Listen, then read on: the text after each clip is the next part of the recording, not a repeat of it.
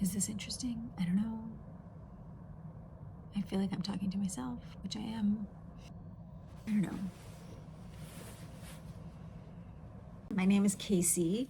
I own Casey Gray Studios, and I am going to do a little series here where we're going to take one piece of furniture and I'm going to walk you guys through the challenges that we run into with this piece, the decisions that I make along the way, and what it looks like at each stage. So the prep stage sometimes takes longer than you think because not just drawers not working right, but the whole frame could be kind of whacked. The just all sorts of things could be wrong. So taking one piece at a time is a way to give you an idea of all the things that we tackle, that we fix. I will also share along the way when we learn something about a piece that signifies I should have never bought it in the first place. That's a problem. I fall in love with the design lines and or the vision that I have about what's possible for the piece. The point here is to rescue more furniture, not to just make beautiful vintage pieces. I want to make sure that we're giving the pieces that we find a chance to be beautiful and cherished and hopefully kept for generation after generation. That's what we want. So I'm going to take you through it. I'm going to start with a highboy that I picked up this week that's has some really cool things in it. So let's go take a look. Okay, we're going to talk about this highboy right here. This highboy we just picked up this week.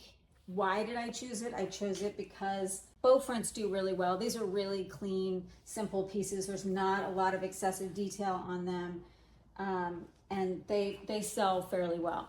What's really interesting about this piece are two things. One, inside this top drawer, there is a little hidden compartment with a mirror. So there's a drawer that's actually in here and this little mirror space. But I thought that was a really interesting detail. Now, one of the things that I was a little worried about is how do we get this out of here? Because we're gonna need to still remove the drawer to go through all the stages that we go through. One of the things we figured out is that these are little metal hooks. Let me see if I can try to show you those. Okay, so one of the things we were worried about here was getting this drawer out, because right now it won't come out, and it's because of these little metal pieces.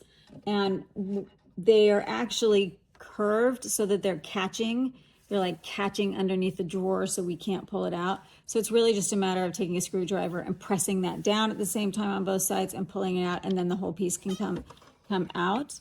I'm going to keep this little mirror. I think it's really cute.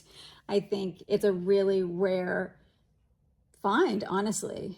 I don't know if I love all these little doodads, but I don't hate them. And I would consider these, if you can see on both sides, I don't know if I can make that work, dirty drawers. So there's that.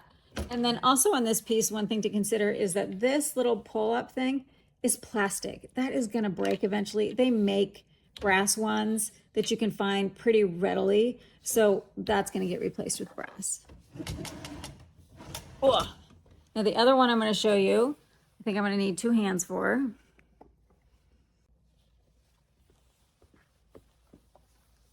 So this is a cedar lined drawer. This is all cedar. It has another flip up just like the other one above, and it's all lined in cedar. It's great for sweaters. It's great.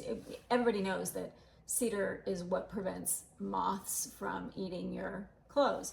So this is amazing. I've never seen this in any other piece before. I'm thrilled with it. We're definitely keeping it. But same situation as above. I will replace this with brass, and these two little hooks, it's just about pressing them down so they don't catch on the inside to get them out. So that's kind of interesting. We never dealt with that before. The drawers work pretty well. Ooh, a little squeaky, but actually I should put more. I can kind of tell already. So sometimes when a drawer feels wonky, like it slides, it doesn't like slide straight, that's because the rail is either broken off or just unattached or cracked or something. These are very easy to fix. What we see a lot actually is that this front screw is still in, but the back screw somehow came loose and the thing is just moving left and right. So on this piece of furniture, this is newer, so this is actually metal. And what's interesting is this also has metal slides right here. What you often find on furniture is that it's just a tack. And so we have tacks that we put in there. Sometimes these are broken. This is really the only thing that prevents the drawer from falling out. We will add some other pieces that we'll show you at the end that help that drawer from falling out. So I want to show you like some of the dings that we deal with. So obviously there's all that. This is pretty scratched up over here. That is not the end of the world. We can repair that. You know, like these big scrapes on the sides. Those were probably recent when it was moved. So one of the things we look for is this molding relatively intact? If a part of it's gone, we either have to rebuild it or try and find the piece. It's always much easier to rebuild it. So like right here, it's kind of chewed up. We'll be able to repair that with Bondo, like this area. Not ideal, but not the end of the world. So I'm gonna pull this out so you can see another thing I'm looking at. Let's see if you guys can see that. You can probably see right here. Oh, this is actually a joint. That's interesting. I don't think I've ever seen it like that. So that's actually a joint.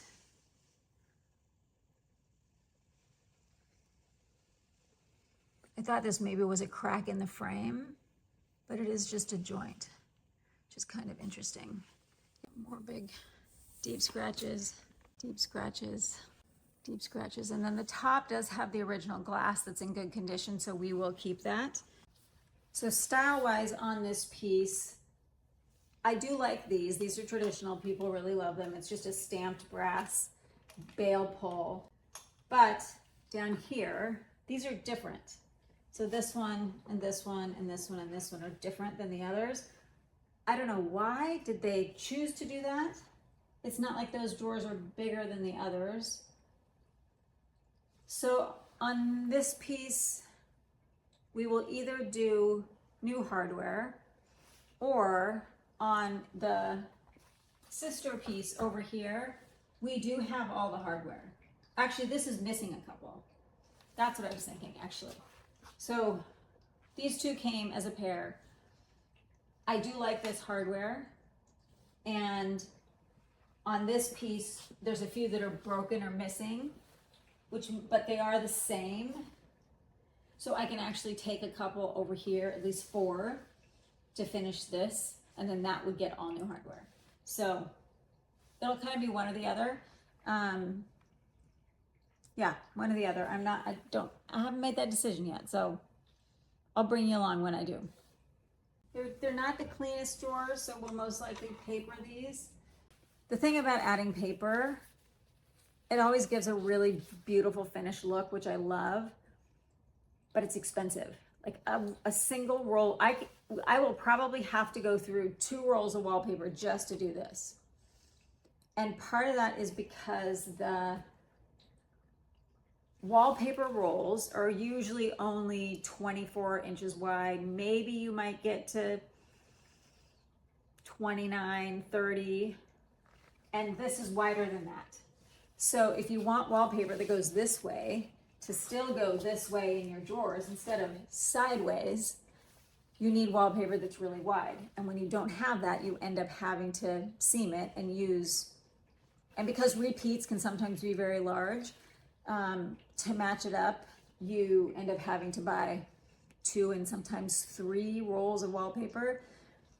If you've ever seen Brianna on my website, it was a blue Henry Link faux bamboo, I think it was Thomasville actually, piece. We did a really beautiful spoonflower wallpaper in there that I love. I wish it came in a smaller pattern as well. But to get everything to line up the way I wanted it, we ended up with 3 rolls of wallpaper. And that's very expensive. They're at least $100 a roll, if not more. And if you buy really fancy wallpaper, you're in the $300 range per roll. And that'll really jack the price up. So I try to keep the drawers as clean as possible if we can clean them out. That's kind of the plan. If a customer has wallpaper they want in it, they can send it to us. We're happy to install it. Yeah, that's easy peasy, no big deal. So for now, those are all the decisions I need to think about on this piece. I sometimes leave pieces for a couple months in the rescue section so someone else can customize it. And other times I take them straight into production. On this one, I'm gonna hold a little while. We have another piece that's very similar that is in production already. And I honestly need to get some low boys in production right now and maybe a couple more buffets. So that's the beginning of the process. We will bring you along as it gets prepped and we move into primer and color and top coat and buffing and all the things. So stay tuned.